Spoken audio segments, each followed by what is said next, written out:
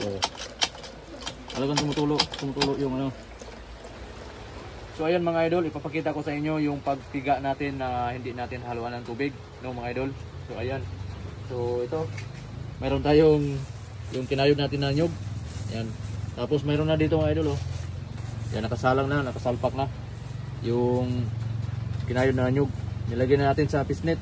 Tapos mayroon pang natira. So ilalagay na natin dito sa pisnet natin. Yan. Yung pigaan natin mga idol, yan, ako lang gumawa nito, no. Talagang ginawa ko yan para hindi na ako mahirapang magpiga ng kamay. Kasi pag kamay ang gagamitin natin, napakatagal. Tapos, yung kinayod na nyug natin, hindi siya masyadong pigang-piga talaga. Marami pang tira na gata, no? Pero dito, talagang simo talaga. Yan mga idol, oh. Gagamit lang tayo ng jack dyan. May jack tayo, tapos jackan natin yan. Tapos ito, pag madjackan na natin, aangat yan. Aangat. Tapos iipit yan dito. Nilagyan ko rin sa plastic para hindi siya tatagos, no? Sa ibabaw. Igitan lang natin yan. Yan, higit na yan. Tapos, jackan natin. Yan, panoorin nyo. Walang kahirap-hirap tayo magpiga dyan, mga idol. Walang kahirap-hirap yan. Yan, o.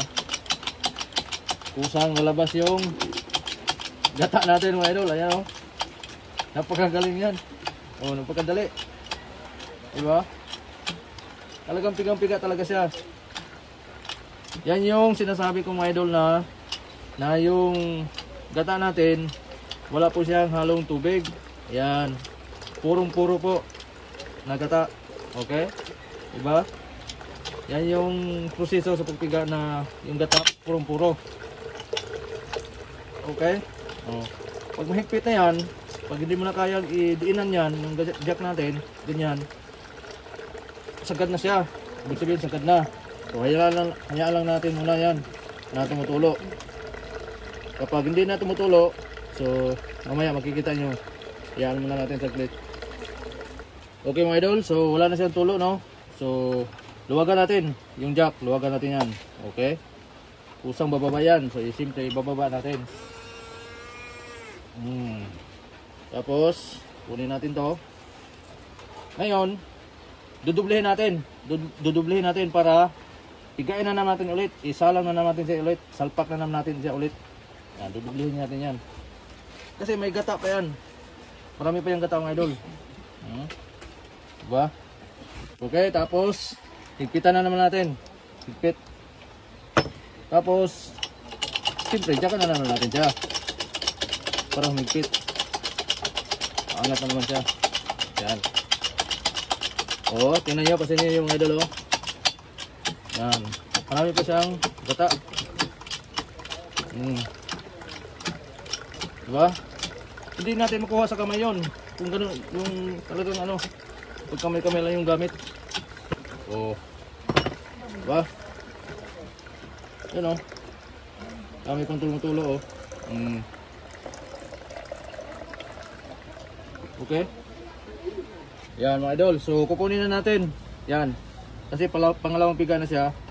Yan, kung napapansin nyo, yan, gaan na siya mga idol. Yan, wala na to. Yan, oh. Talagang wala na yung tunog yan, wala nang gata yan. Ayan yung gata natin mga idol sa isang pigaan. No? Tapos may isa pa tayo. Yan, salpak na natin yung isa. Idol. Yan, salpak natin tapos pitan na naman natin yan.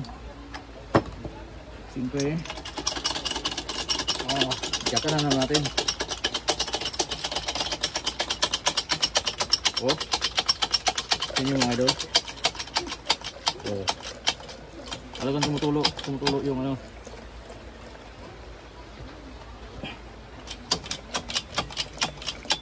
Yan.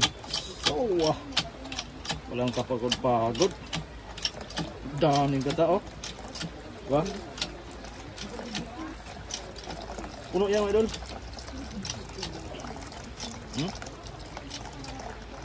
Higpit na higpit.